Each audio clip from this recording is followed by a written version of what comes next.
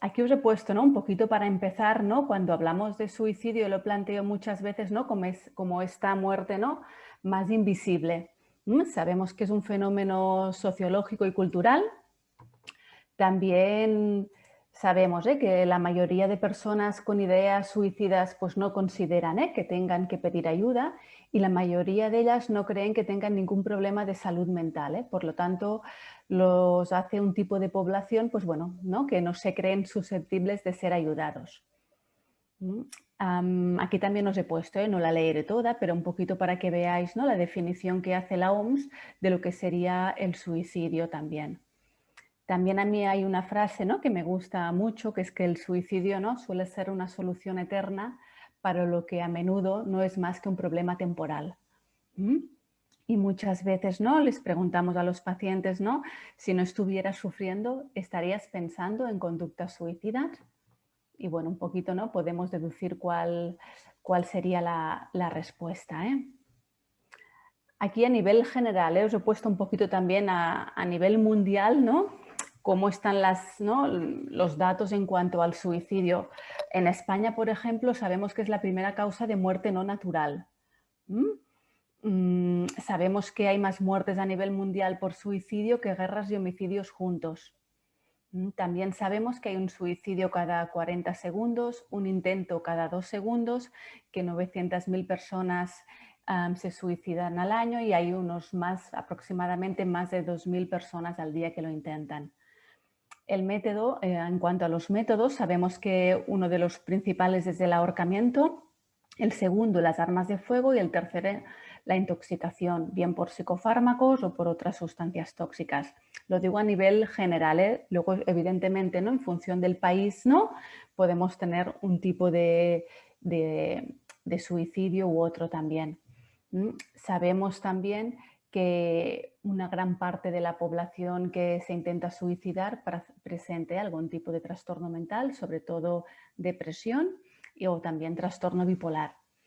Sabemos también que entre un 30 y un 40% de personas habían realizado alguna tentativa previa. Y en cuanto a las mujeres, sabemos que ellas lo intentan más, pero que los hombres no consiguen más ese suicidio consumado que las mujeres. Aquí os he puesto, ¿no? Tachado, ¿no? Lo que sería el plan de prevención, porque al menos sí que en España se está intentando desde hace unos años, ¿no? Generar en todo lo que es la red de salud mental que haya un plan de prevención, porque muchos países no lo tienen. Continúa siendo un tema tabú, igual que muchas veces, ¿no? El abuso sexual, ¿no? U otras patologías, ¿no? Que nos acontecen en el sentido que no se habla. No se habla en las escuelas, no se habla en casa y por lo tanto sí que es importante ¿no? generar pues, bueno, ¿no? todo un sistema de prevención en salud mental sobre este tema. Un poquito para empezar, yo os he puesto ¿no? todos los falsos mitos ¿no? que suelen haber a nivel general. Un falso mito, por ejemplo, ¿no? es que los intentos de suicidio siempre son una llamada de atención y no es siempre así. Sabemos que un intento de suicidio es una manifestación de sufrimiento y desesperación que siente la persona. Otro falso mito es que la persona, ¿no? Muchas veces la gente dice, bueno, ¿no?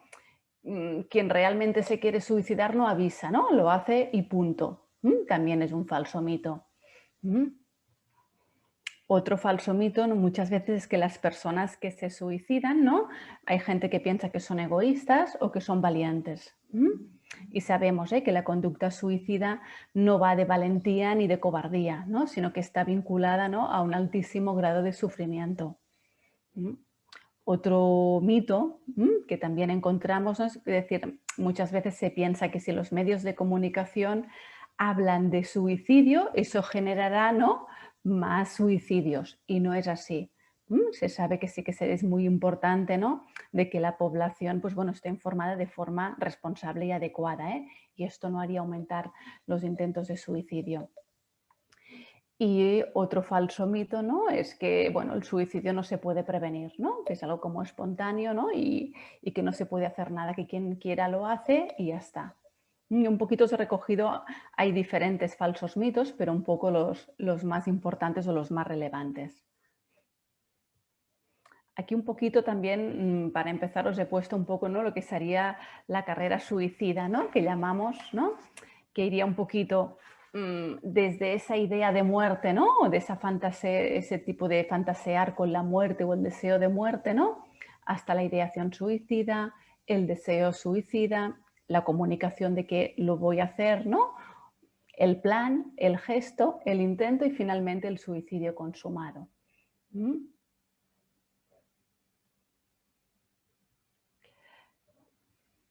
Aquí también os había puesto yo un poquito, ¿eh? En el tema de la evaluación, sí que es muy importante que la evaluación se lleve a cabo, ¿no?, en un clima que decimos, ¿no?, en una situación de tranquilidad y de seguridad, tanto para el paciente como para el terapeuta. Ujú. Hay unas preguntas clave que también comentaremos a la hora de evaluar, ¿no? Y hay que preguntar sobre las ideas suicidas. No hay que tener miedo de preguntar, ¿no?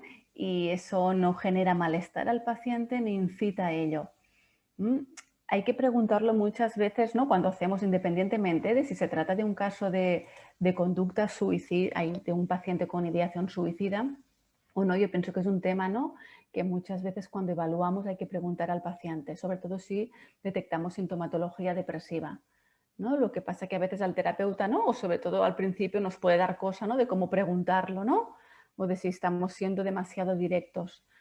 Pero un poquito hay que perder el miedo y preguntar de forma muy clara y muy concreta. En todo lo que es el proceso de evaluación habrá que valorar también el riesgo, si hay un riesgo inminente o no. Y luego hablaremos también un poquito, ¿no?, de las escalas, test, cuáles pueden ser las pruebas psicométricas, ¿no?, que nos puedan ser más útiles a la hora de abordar un paciente con conducta suicida.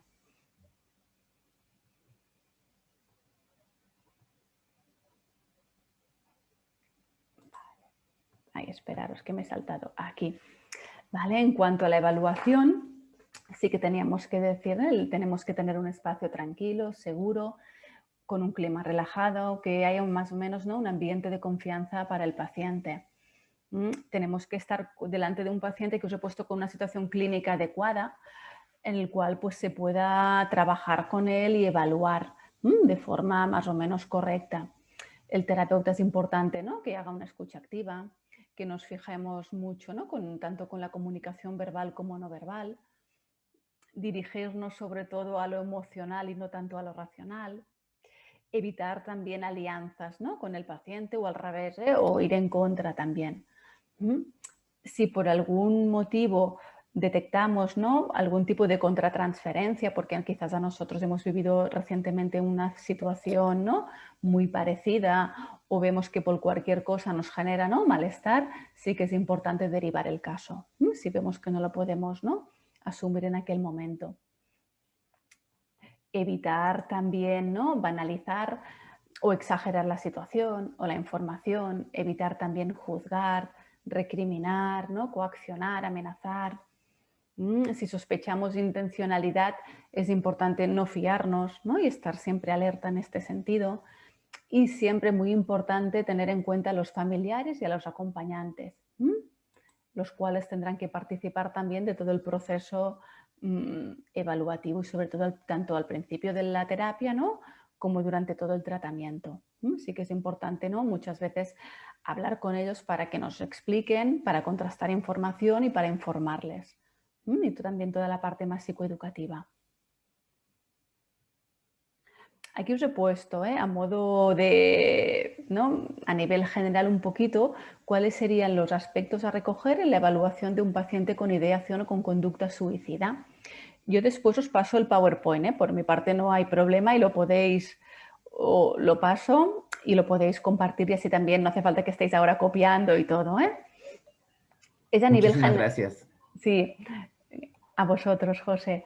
Entonces yo os lo he puesto a nivel general y ahí cada profesional lo podéis adaptar, desde los datos personales, factores de riesgo, factores protectores, también las características de esa ideación suicida, si ha habido un plan, cómo ha ido evolucionando, la frecuencia, si ha habido un intento o varios, ¿no?, valorar la intencionalidad, etcétera. Las características del intento suicida, si ha habido también, ¿no? Y también todo lo que es, ¿no?, la evaluación clínica, es decir, hay que valorar, ¿no?, desde estado de ánimo, otro tipo de enfermedades mentales, que no haya un trastorno depresivo comórbido, etc.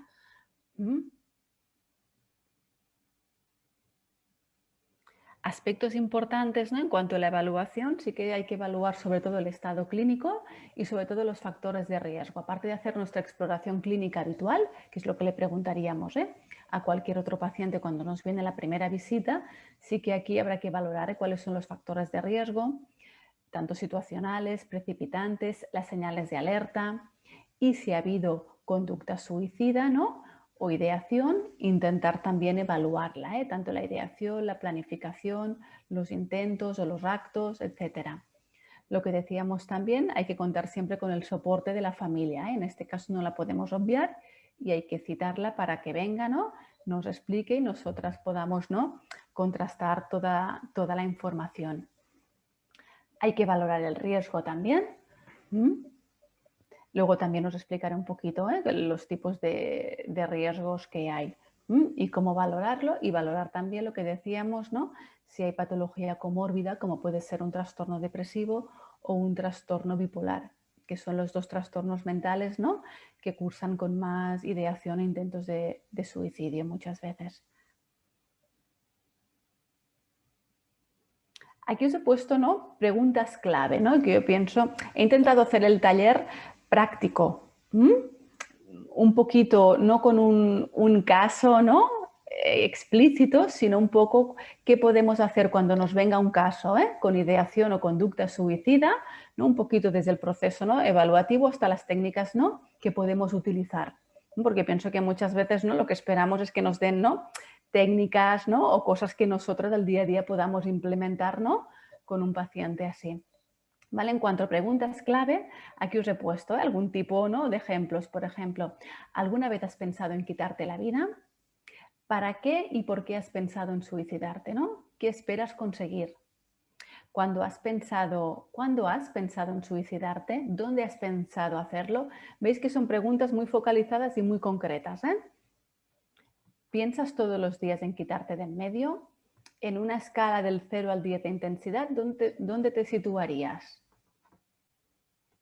¿Alguna vez has deseado estar muerto o quedarte dormido y no despertarte jamás? ¿Cómo has pensado hacerlo? ¿Tienes pastilla, algún arma, algún plan? Y sobre todo hay que valorar también la desesperanza. Luego hablaremos de este sentimiento, muy típico en el trastorno depresivo y que luego está como muy presente a la hora de evaluar también, ¿no? Toda la ideación y conducta suicida. La culpa, hay que valorar el apoyo social, es decir, si estamos delante de un paciente, ¿no? Con una buena red social que le pueda apoyar, sus creencias también y un poquito cuáles son sus factores de protección, qué recursos, ¿no? tiene aquella persona. Aquí os he puesto también un poquito como los 7 ejes clave de valoración de la ideación suicida: la intencionalidad, la letalidad del método, la accesibilidad. No en todos los países, por ejemplo, en España, pues bueno, por suerte no hay tanto acceso a las armas, ¿no? Como en Estados Unidos. Entonces, ¿no? Depende del acceso, ¿no? Veremos que se utiliza un método u otro. La planificación, si hay algo muy planificado, ¿no? y muy estructurado, o es más tipo impulsivo. La rescatabilidad, es decir, cuando hay un intento o un acto suicida, ¿hay probabilidad de que venga alguien a rescatarme o ya lo he planificado, ¿no? de forma muy, muy concreta para que no haya, ¿no? posibilidad de rescate? La autocrítica, es decir, una vez la persona ha hecho el intento, ¿no? ¿Qué crítica hace sobre ello, ¿no? Si se arrepiente, si no, si lo volvería a hacer, y un poco la instrumentalización. Un poquito, yo os lo he puesto a nivel más resumido. En cuanto a las escalas, aquí os he puesto las más, ¿no? las que están valoradas, ¿no? como las más eficaces, ¿no? las más idóneas que podríamos utilizar en conducta suicida. Ahora las comentaremos un poquito. La primera de ellas, no sé si la conocéis alguna, es del Mini, que es una entrevista, es bastante larga porque es una entrevista de exploración psicopatológica que recoge ¿no? Todos los diferentes trastornos mentales del DSM-5. Entonces, nos es útil porque sí que hay una subescala que en este caso evalúa el riesgo suicida, ¿no? Con 5 preguntas, pero es bastante útil. Evalúa el riesgo en el último mes y hay una pregunta también que lo evalúa en el largo de la vida y un poquito nos da, ¿no?, un riesgo entre leve, moderado o alto. Y luego tenemos las diferentes escalas de Beck. Seguramente que os he puesto el BDI-2, que es el inventario de depresión de Beck. Este es importante también que lo pasemos, más que nada para saber si hay sintomatología depresiva, ¿no?, en qué nivel nos encontramos de esta sintomatología, y también tiene un ítem que nos habla sobre, ¿no?, el suicidio, las ideas de suicidio. Y luego tenemos diferentes escalas de Beck, que están, ¿no?, desde la escala de ideación suicida, que también evalúa un poco la intensidad de las ideas y la planificación, la escala de intencionalidad, ¿no?, que hay unas 20 preguntas para explorar pues, las características del intento suicida, si hay riesgo de repetición o no, etc. Y la escala de desesperanza. Esta escala, como os decía antes, ¿no?, el sentimiento de desesperanza, Beck le daba muchísima importancia. Incluso él recomendaba en cada sesión de psicoterapia pasar esa escala y evaluar la desesperanza. ¿Qué pasa? Que quizá, ¿no?, bueno, el día a día puede ser un poquito, ¿no?, costoso cada vez que viene el paciente que le pasemos la escala, ¿no? Pero sí que es algo que hay que tener presente, porque es uno de los ítems, ¿no?, bueno, que tienen más peso, luego veremos, en ideación y conducta suicida. Suele ser uno de los factores clave. Y aquí os he puesto marcada un poquito más oscuro la escala Columbia porque quizá que es la más completa, que evalúa todo lo que es el riesgo y conducta suicida. Es una entrevista semiestructurada y luego evalúa la aparición, la gravedad, frecuencia de conducta, los pensamientos, ¿no? Y bueno, es como bastante completa. Y también tenemos el inventario de razones para vivir de Linehan, a pesar de que ella lo utiliza quizá, ¿no?, para el trastorno límite de la personalidad, nos puede servir para cualquier paciente con ideación o conducta suicida, y un poco nos mide con estos 48 ítems, ¿no?, las razones de intentar suicidarse.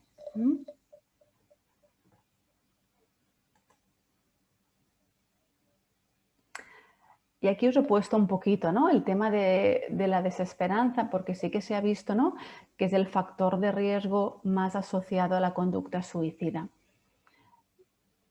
Vale, que os he puesto, ¿no?, como, bueno, hay un apartado, ¿no?, de una frase, ¿no?, de la Divina Comedia, ¿no?, que un poco hace alusión, ¿no?, a la desesperanza, ¿no? Dice, oh vosotros que entráis, ¿no?, entráis aquí y abandonad ya toda esperanza.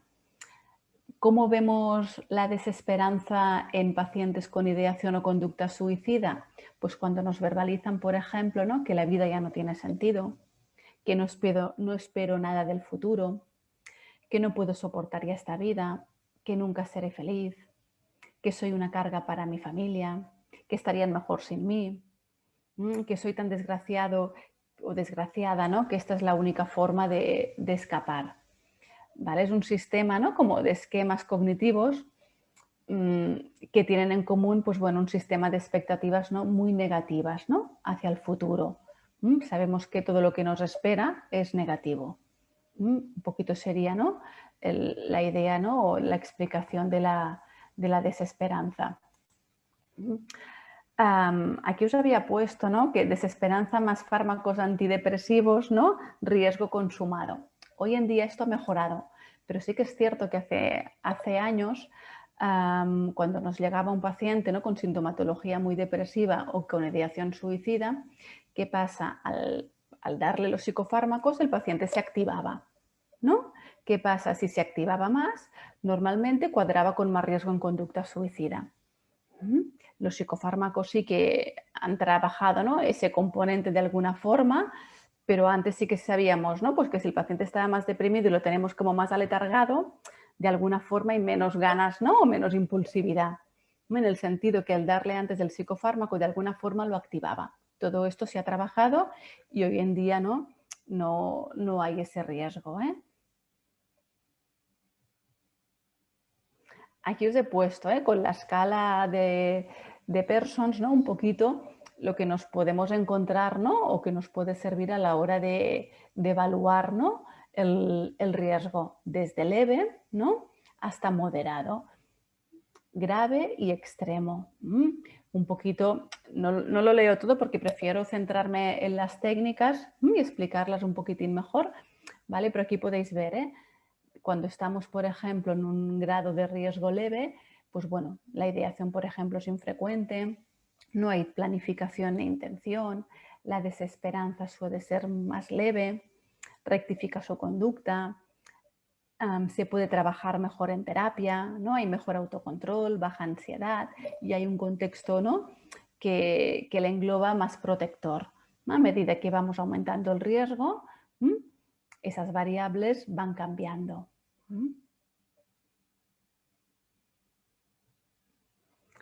Un poquito, yo os he puesto, o el taller sí que está enfocado, ¿no? Sobre todo a qué tratamientos hemos visto, ¿no? Que basados en la evidencia nos dicen, ¿no? Que son eficaces y eficientes para trabajar, ¿no? Con pacientes con conducta suicida.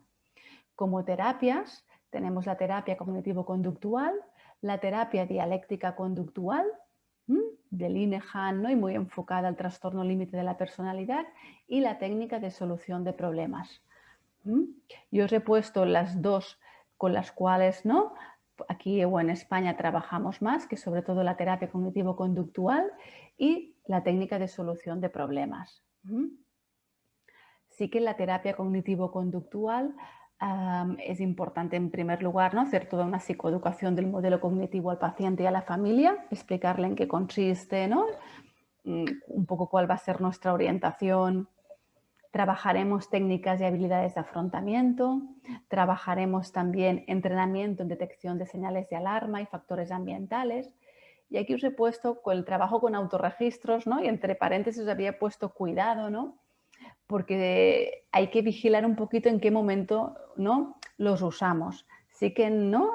Cuando estudiamos en la universidad nos dicen, ¿no? Que el autorregistro es muy útil, ¿no? Sobre todo para cuantificar, ¿no? Pensamientos, conductas, ¿no? Y tener un poco esa línea base, ¿no? del paciente. ¿Qué pasa? Muchas veces si lo utilizamos, ¿no? O al principio de la terapia nos hemos encontrado de que el paciente cuando viene nos verbaliza que, claro, que se ha visto como muy bloqueado a la hora de rellenar el autorregistro porque los pensamientos de muerte son diarios y muchas veces al día, con lo cual le generan mucha ansiedad al paciente. Entonces aquí hay que ser cautos, ¿no? Y utilizarlos quizá cuando la ideación suicida sea un poquito más menor o más leve.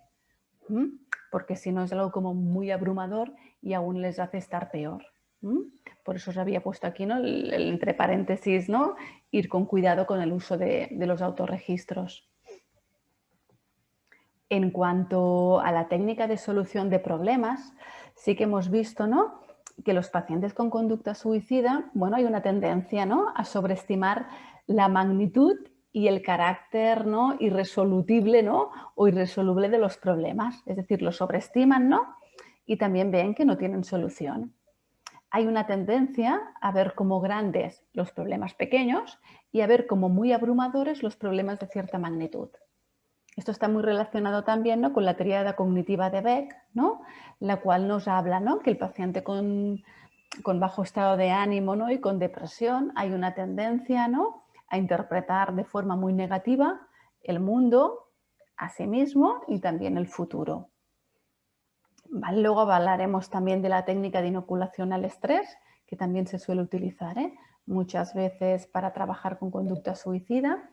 Y un poquito la idea de revivir problemas pasados, ¿no? Examinando las opciones, ¿no? De soluciones posibles. Aquí os había puesto también como estrategias de afrontamiento. Muchas veces vemos que los pacientes pues bueno, con conducta o ideación suicida tienen tendencia a utilizar estrategias de afrontamiento erróneas, ¿no? O disfuncionales o desadaptativas.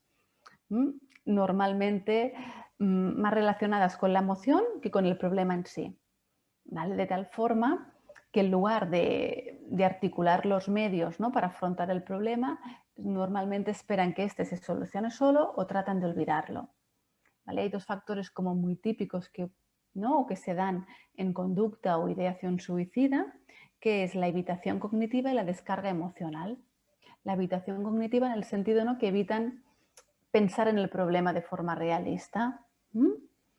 Y la descarga emocional en el sentido, ¿no?, de esos intentos conductuales, ¿no?, para reducir la tensión. Aquí os he puesto como estrategias de afrontamiento las que utilizaremos para trabajar, ¿no?, con pacientes con conducta suicida. Pueden ser, ¿no?, enseñarles todo el tema de regulación emocional o técnicas de tolerancia al estrés. Muy importante utilizar la técnica de resolución de problemas, que esta seguramente, ¿no?, la conocéis también todos y todas. Entrenar también muchas veces en habilidades de comunicación, en que sepan, ¿no?, ser asertivos, el expresar, el comunicar, el pedir ayuda. Es importante también trabajar todo lo que es o ampliar al máximo, ¿no?, toda la red de apoyo social. La activación conductual, que esto seguramente también os suena, ¿no?, como técnica para trabajar, ¿no?, en trastornos depresivos, ¿no? Es decir, la activación conductual para que el paciente pueda ver la relación que hay, ¿no?, entre cuando estamos activos haciendo, ¿no?, algún tipo de actividad y la mejora de nuestro estado de ánimo. También se habla de como técnica utilizar el mindfulness y terapia de aceptación, ¿no?, o técnicas de aceptación sobre todo, ¿no?, para que no haya esa evitación cognitiva de evitar pensar en los problemas, sino, bueno, aceptar que todos podemos tener problemas, ¿no?, pero lo que tengo que buscar son herramientas, ¿no?, para cómo afrontarlos o solucionarlos. Vale, a partir de ahora sí que os voy a hablar de diferentes técnicas muy concretas que pienso que os pueden ser útiles a la hora, sobre todo, de trabajar con este tipo de pacientes. Vale, que os he puesto la técnica del espiral. Vale, sería una espiral desde dentro y un poquito, ¿no?, es como si fuera un reloj. ¿Vale? Sabemos que en algún momento, ¿no?, aparece un estresor. Ese estresor puede ser, pues, una pérdida del trabajo, mi pareja me ha dejado, me han diagnosticado una enfermedad grave. Automáticamente, ¿no?, a ese estresor suele haber, ¿no?, un pensamiento negativo asociado. Como por ejemplo, pues, no valgo para nada, soy lo peor, no sirvo, esto mejor que no siga de esta manera. Automáticamente me bloqueo y no soy capaz de afrontar, ¿no?, esta situación. Y aquí un poquito aparece, ¿no?, ese sentimiento que antes decíamos de desesperanza. Esto no cambia, esto no va a cambiar, a esto yo no le veo solución, esto va a seguir siempre así y automáticamente aparece, ¿no?, bueno, la idea suicida, el quiero desaparecer. ¿Qué pasa? Hay que intentar trabajar con el paciente muchas veces, ¿no?, enseñándole a detectar ese círculo vicioso. Este círculo vicioso muchas veces, o bucle, le podemos llamar de diferentes maneras, empieza con un estresor.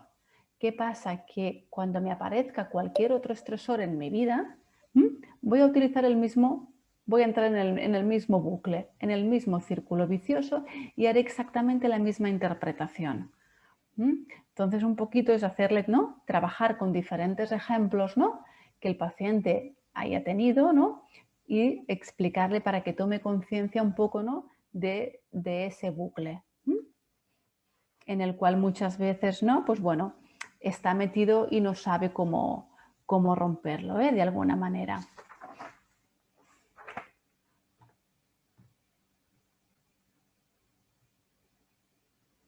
Aquí os he puesto también otro aspecto importante, ¿no?, y que hay que trabajar muchas veces, es todo el tema, ¿no?, de las distorsiones cognitivas, toda la parte cognitiva.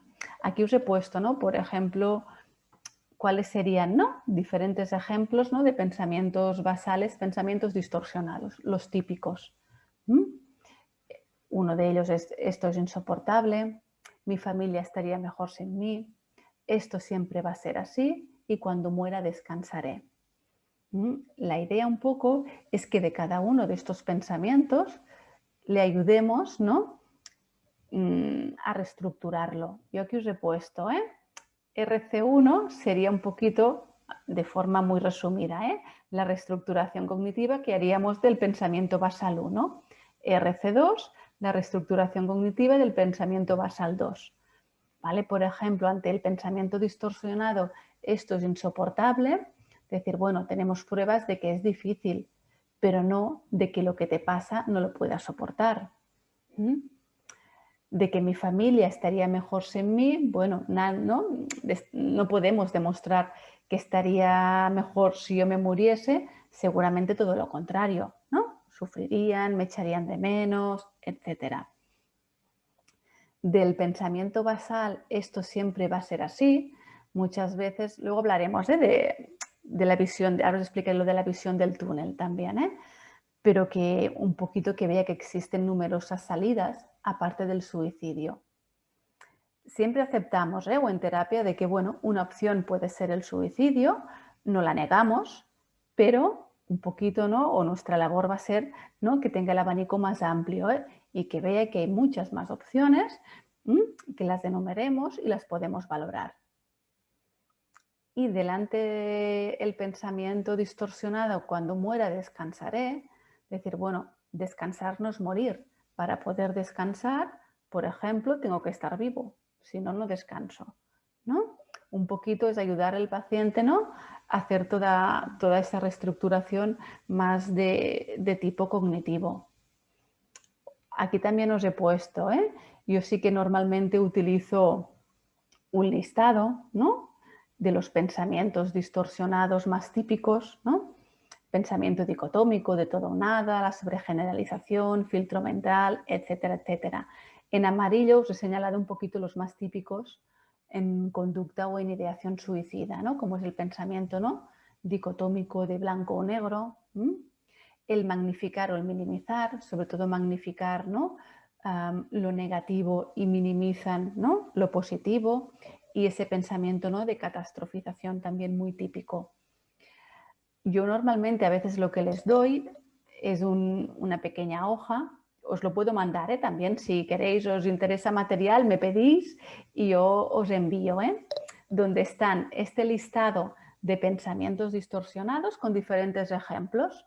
Entonces, un poquito en terapia los vamos comentando y el paciente podemos puntuar del 0 al 10 en qué grado, pues no, pues me siento más identificado con uno o con otro. Y estos serán un poquito, ¿no?, con los cuales vamos a trabajar. Aquí también os he puesto otra forma también de trabajar toda esa parte cognitiva, ¿no?, de discusión socrática y reestructuración cognitiva, ¿no?, con la flecha descendiente, ¿no? Decir, bueno, ¿no?, aquí os había puesto yo un ejemplo, puede servir, ¿no?, cualquier otra situación de una madre, ¿no?, pues que está deprimida y enfadada, ¿no?, y pega una torta a las niñas cuando los está bañando, ¿no?, porque me descontrolan. Pensamiento automático que puede tener esa mujer, ¿no?, he perdido el control, ¿no? Otra, ¿no?, como regla puede ser, ¿no?, una madre no tiene que perder el control de esta manera, ¿no?, y como pensamiento central o como esquema, ¿no?, en resumen, soy una mala madre. ¿Vale? Un poquito, ¿no?, intentar trabajar, ¿no?, en esta línea. También trabajar, ¿no?, en evidencias, ¿no? Es decir, bueno, ¿qué evidencias hay, ¿no?, que apoye este tipo de pensamiento, ¿no? ¿Qué evidencia hay a favor y qué evidencias hay en contra? Son diferentes pequeñas, ¿no?, estrategias cognitivas que nos pueden ayudar un poquito, ¿no?, a trabajar toda esa parte más mental de este tipo de pacientes. Aquí también os he puesto un poquito, ¿no?, en cuanto a las 3 creencias nucleares más típicas de los pacientes con ideación y conducta suicida, como es la indefensión, ¿no? Por ejemplo, soy un incompetente, estoy atrapado, soy inferior. la falta de afecto de amor, me van a rechazar, no tengo nada que ofrecer, soy una carga para todos, y el sentimiento de inutilidad. Estoy harto, no sirvo para nada, no merezco estar vivo, etc. Un poquito son, ¿no?, una de las creencias nucleares más típicas también, ¿eh? Aquí os he puesto otro ejercicio que a mí me parece muy interesante, que es la metáfora, ¿no? Lo que antes os comentaba, la metáfora del túnel, ¿vale? Que esto es importante trabajarlo. Y un poco, es un ejercicio un poco largo, sí que nos tenemos que cerciorar de que si lo empezamos, pues lo acabemos en la misma sesión, y tampoco hacerlo desde el principio de las sesiones, sino quizás en la segunda o tercera sesión. ¿Vale? Un poquito le hacemos la metáfora del túnel en el sentido de que, bueno, sabemos que cuando un paciente está, ¿no?, con ideación suicida, ¿no?, es como si estuviese metido dentro de un túnel oscuro, ¿no?, donde no hay salida. Y un poco con ese ejercicio lo que le proponemos es que, bueno, si hay algún agujero en el túnel o una pequeña ventana, que miremos hacia afuera y un poquito para ver qué hay. Y en ese ejercicio lo que le vamos a plantear y vamos a escribir con el paciente y vamos a empezar que nos diga las ventajas de morir. ¿Por qué es bueno morir? Y lo vamos escribiendo, ¿no? Pues porque descansaré, porque ya no voy a ser una carga para los demás, etc. De las ventajas de morir vamos a hablar, vamos a hacer, como no, otro pasito más adelante sobre los problemas y desventajas de vivir. Si veis, está enfocado ya diferente. Ya no hablamos de ventajas de morir, sino desventajas de vivir. ¿Vale? El por qué no quiero vivir. Y también lo escribimos. Pues, por ejemplo, porque tengo problemas con mi marido, porque no me llevo bien con mis padres, porque no soy capaz de afrontar esa enfermedad que me han diagnosticado, etc. Otro pasito más será afrontar las desventajas de vivir. Y vamos a sondear también alternativas. Un poquito aquí intervendrá la técnica de solución de problemas que hemos dicho, ¿no? Hay que redefinir un poquito el problema. El paciente sí que es importante que vea el problema como algo que le está ocurriendo, ¿no?, pero algo del cual él tiene la solución, él tiene el control. No es algo etéreo del cual él no tenga, ¿no?, ningún tipo de control. Y sí que es muy importante, ¿no?, en la terapia entrenar a la persona, ¿no?, a buscar diferentes alternativas delante del problema que tiene, ¿eh? Un poco que vea, que él puede tomar decisiones, ¿no?, y que tiene algo que hacer sobre todo ello. Una vez hemos sondeado alternativas, nos vamos un poquito a las ventajas de vivir. Y finalmente acabamos con las desventajas de morir. ¿Vale? Si veis un poquito, ¿no? Empezábamos con ventajas de morir y acabamos con las desventajas de morir. ¿Vale? Un poquito también, ¿no? Pues bueno, puede servir, ¿no?, para trabajar también toda esa parte cognitiva con el paciente. Aquí también os he puesto, ¿no?, un poco las 3 Is que nombramos, ¿no? O muchas veces el paciente nos dice, ¿no?, que el dolor es intolerable, interminable e inescapable, ¿no? El dolor o el sufrimiento, ¿eh? ¿Cómo lo haremos? Muchas veces, ¿no? Para el sentimiento de que el dolor o ese sufrimiento es intolerable, lo podemos trabajar con habilidades de aceptación, la regulación emocional, el mindfulness, terapia de aceptación y compromiso. Para el sentimiento de que ese dolor es interminable, ¿no?, o que no puedo hacer nada sobre ello, intentaremos también, ¿no?, todo ese trabajo que decíamos más cognitivo, ¿no?, de reestructuración cognitiva.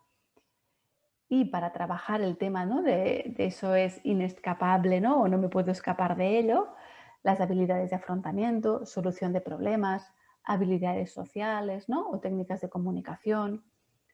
¿Vale? Un poquito, todo esto nos sirve para reformular el suicidio, que sí, como una alternativa, pero que el paciente vea, ¿no?, que no es la única, sino que hay más alternativas. Otro ejercicio que también, ¿no?, otra técnica que pienso, ¿no?, que os puede ser muy útil también, quizá no hacerla tampoco al principio, ¿no?, es la perspectiva vital. Se parece a la línea de la vida, ¿no?, que quizá en otros también utilizamos a veces en terapia, ¿no? Pero es un poquito diferente, ahora veréis. Hay como aquí 3 líneas, ¿no? De la vida diferentes. Empezaríamos, ¿no? Con una primera línea que va desde que el paciente nace hasta la actualidad, hasta el presente. Y en esa línea le hacemos dibujar o escribir pues, los diferentes acontecimientos estresores que ha vivido. Y los vamos anotando. Hacemos debajo una segunda línea exactamente igual, desde que el paciente nace hasta la actualidad. Y de cada estresor de arriba, lo que le hacemos es que piense en qué recursos familiares, personales, etcétera, ha hecho uso él para intentar solucionar esos acontecimientos vitales. Eso nos sirve muchas veces también para trabajar autoestima y para hacer verle al paciente que anteriormente, ¿no? A lo largo de su vida, como a todos le han acontecido diferentes acontecimientos estresores, pero que vea qué recursos ha tenido para hacer frente a ellos. Por ejemplo, delante de un acontecimiento estresor puede ser falleció mi madre, un recurso familiar podría ser pues me he sentido muy apoyada por mi hermana, fue alguien con quien pudimos, ¿no?, compartir el duelo, con quien pude hablar, etc. Delante de otro acontecimiento vital estresante que puede ser una pérdida de trabajo, un recurso personal que a lo mejor el paciente nos puede mencionar, pues es una búsqueda activa de trabajo. Intenté pues hablar con amigos, con contactos, ¿no?, moverme para intentar, ¿no?, buscar otro tipo de trabajo y salir para adelante, etcétera. ¿Vale? Luego hacemos una tercera línea que esta irá desde el presente y hasta el futuro. ¿Vale? Y aquí le haremos pensar un poco, ¿no?, en objetivos, que el paciente se plantee objetivos a corto plazo, que le gustaría conseguir. Objetivos obviamente que sean concretos, que sean realistas y también si se plantea ya objetivos a largo plazo. Sabemos que con un paciente con ideación suicida o conducta suicida, si nos plasmamos con objetivos, sobre todo a corto y más a largo plazo, es un factor de seguridad, ¿no? O puede ser un factor de muy buen pronóstico, ya que la persona, ¿no?, se plantea, ¿no?, hay motivaciones futuras, hay metas, ¿no?, hay cosas que le gustaría conseguir. ¿Vale? Entonces, bueno, es otra técnica muy útil, ¿no?, para que la persona tome conciencia, de que bueno, a lo largo de su vida obviamente han ocurrido diferentes estresores, pero que él ha sido capaz de hacer frente a ellos, ya bien sea de forma individual o con ayuda de otros recursos también. Vale, aquí tenemos también otra herramienta que se utiliza, ¿no? Es el que llamamos, ¿no?, el kit de la esperanza o el kit de seguridad, ¿no?, o tener un plan de seguridad. ¿Vale? Muchas veces esto lo utilizamos, ¿no?, y es una de las primeras cosas a trabajar. El paciente puede coger una caja, ¿no?, o un recipiente o algo, y ahí le vamos metiendo, ¿no?, diferentes recursos por si en algún momento hay alguna señal de alarma. Por ejemplo, pues bueno, estoy solo en casa, encerrado, llevo 2 días que no salgo, empiezo, ¿no?, ya con pensamientos de muerte, puede recurrir a esa caja y utilizar alguno de esos recursos. Sí que es una herramienta que tiene que estar muy personalizada, es decir, ¿no?, y hay que ser ¿no?, muy individual para cada tipo de paciente. Y esto lo hacemos con el propio paciente. Por ejemplo, ¿qué estará dentro de esta caja? Pues teléfonos, ¿no?, de personas importantes, recursos a nivel de salud mental, que él pueda acudir, pueda llamar, etc. Hay gente que pone fotos, ¿no?, suyas de personas que le dan, pues, ¿no?, que para ellos son importantes o tienen un significado, pues la mujer, la familia, los hijos, cartas. Hay gente, ¿no?, las cartas más, ¿no?, antiguamente, pero ahora mucha gente pues se pone mensajes de WhatsApp, mails, ¿no?, cosas, ¿no?, que me dan, pues bueno, cosas bonitas de alguna manera, ¿no?, o que para mí han tenido un significante o un impacto emocional positivo. Luego hablaremos también ahora de las tarjetas de afrontamiento, lo que son, y un poquito, bueno, todo esto metido, ¿no?, en algún caja o frasco, o le podemos llamar también el bote salvavidas. Cada terapeuta profesional le puede, ¿no?, un poco poner el nombre que quiera. Pero bueno, sabemos que ese plan de seguridad es mucho más efectivo que el antiguo contrato terapéutico, donde el paciente y terapeuta, ¿no? Yo como paciente tal me comprometo a no hacer ningún intento de suicidio de tal día a tal otro, ¿no? Y lo firmaban paciente y terapeuta, ¿vale? Es como muy frío todo esto, ¿no? Y muy invalidante hacia el paciente. De esa forma, con el plan de seguridad, sí que vemos, ¿no? Que, bueno, nos ayuda muchísimo más a la prevención y el paciente está mucho más implicado que no confirmar un simple contrato terapéutico, ¿no? De que no voy a hacer nada, ¿no? Grave porque lo he firmado con el terapeuta. Vale, aquí os he puesto yo, que esto lo podéis encontrar en internet, si no os pasaré también material donde podéis encontrar estos dos tipos, ¿no? Bueno, este es más hecho hay un modo más infantil y uno más adulto, ¿no? De que nos explican un poquito, ¿no? Cómo diseñar ese plan de seguridad, ¿vale? Que tiene que ser, que decíamos, ¿no? Muy personalizado, algo muy práctico, puede ser también firmado y consensuado con el paciente, ¿no? Pero como decíamos, bastante diferente del típico contrato, ¿no? Conductual o terapéutico. Aquí apuntaremos cuáles pueden ser mis señales de alarma para que el paciente, ¿no? Sea consciente de en qué momentos, ¿no? Se dispara la alerta de que empiezo a estar mal, ¿no? Y qué puedo hacer, a quién puedo recurrir, a quién puedo llamar, ¿no? Qué autoinstrucciones o tarjetas de afrontamiento puedo utilizar, ¿no? Cuáles son mis contactos o recursos para, ¿no? A los cuales yo pueda acudir. Aquí os he puesto también las tarjetas de afrontamiento que os decían, que pueden entrar dentro del kit de la esperanza o ese plan de seguridad. A veces las podemos hacer con post-its, ¿no? Donde en una parte puedo poner la creencia nuclear o el pensamiento distorsionado y al revés poner la reestructuración cognitiva. Incluso las podemos plastificar, ¿no? Y poner dentro de este kit que decíamos, ¿no? De la esperanza.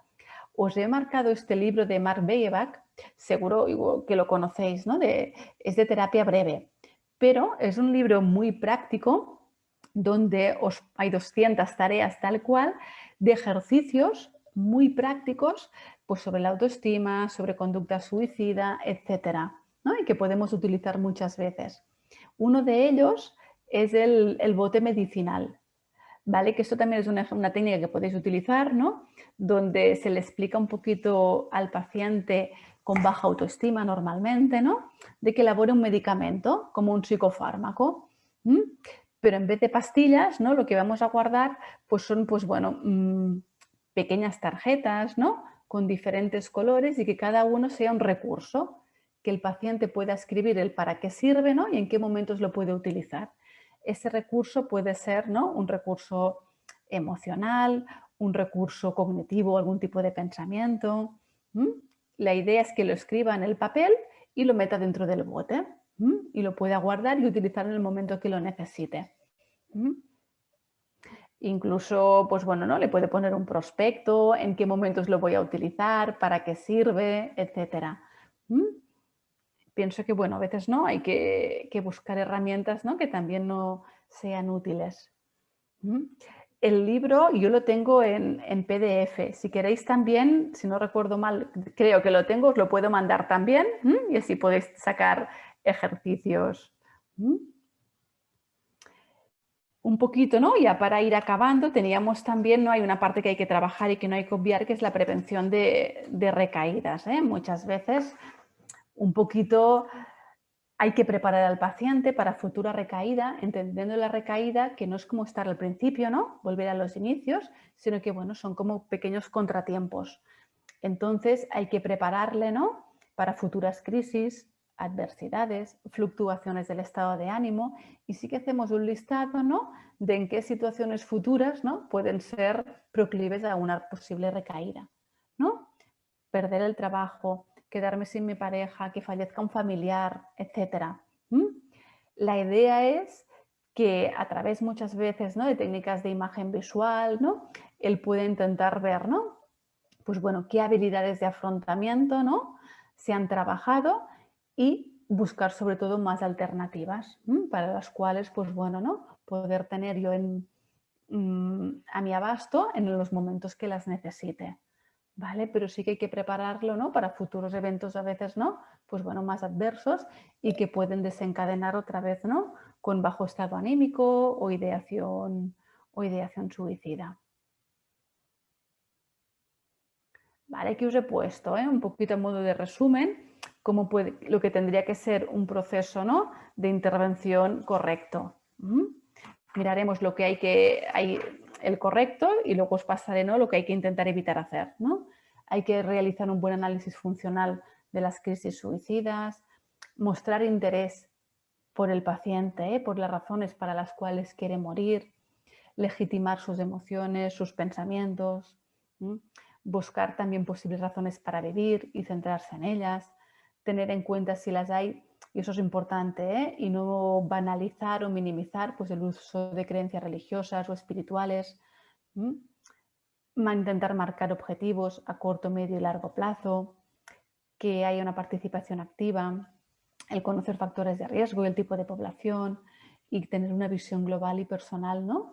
De lo que le está ocurriendo al paciente. Lo que hay que intentar evitar, obviamente usar, ¿no? Expresiones moralistas, reproches, los tópicos o frases hechas, evitar preguntar por no saber gestionar nuestra propia angustia. A veces, ¿no? Estamos angustiados delante de un caso y no sabemos cómo gestionar o cómo preguntar. No individualizar ni adaptar las técnicas, tiene que ser todo muy individualizado con ese tipo de pacientes, intentarlo adaptar al máximo. El sentirnos también omnipotentes, ¿no? Y que nosotros somos alguien como muy importante, ¿no? Y que podemos, ¿no? Bueno, ¿no? Ese sentimiento que a veces se le puede tener el terapeuta y no es así, Usar eufemismos, a utilizar la sanción, el dar consejos. A veces el derivar enseguida y sin motivos para el paciente también puede ser, ¿no? Algo como muy angustiante, decir, ¿no? ¿Qué ha pasado que ese terapeuta, ¿no? Enseguida me deriva sin ninguna explicación o sin motivo aparente. El minimizar las amenazas e intentar evitar también el término de que esos pacientes intentan manipular, ¿vale? Porque la mayoría de veces no es así. Y es una palabra, ¿no? Que les genera como mucho, ¿no? Mucho daño. Esperad, aquí. Vale, y esto para acabar sí que os había puesto, ¿no? Bueno, a modo de, ¿no? De decir, bueno, esto de ser feliz conlleva mucho sufrimiento. ¿Quieres estar al día de todo lo que ocurre en ISEP? Síguenos en las redes sociales y no te pierdas de nada. Actualidad, secciones clínicas, eventos, vida estudiantil y mucho más. Podrás encontrarnos en Facebook, Twitter, LinkedIn, Instagram y YouTube. Conviértete en el protagonista de nuestros perfiles sociales. Cuéntanos cómo está siendo tu experiencia en ISEP. Muéstranos tu día a día, comparte las fotos de tus mejores momentos y recuerda de etiquetarnos o de usar el hashtag #experienciaISEP. Así podemos compartir el contenido con el resto. ISEP, un lugar donde las grandes cosas pasan. Con ISEP siempre sumas.